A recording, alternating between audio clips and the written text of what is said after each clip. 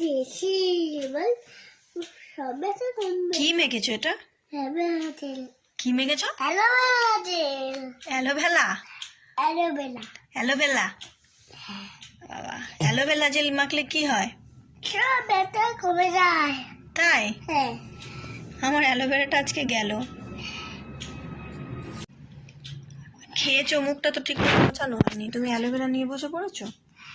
এদিকে এসো, আমার দিক তাকাও, মুখটা মুছে দি, মুখটা মুছে দি, দেখো।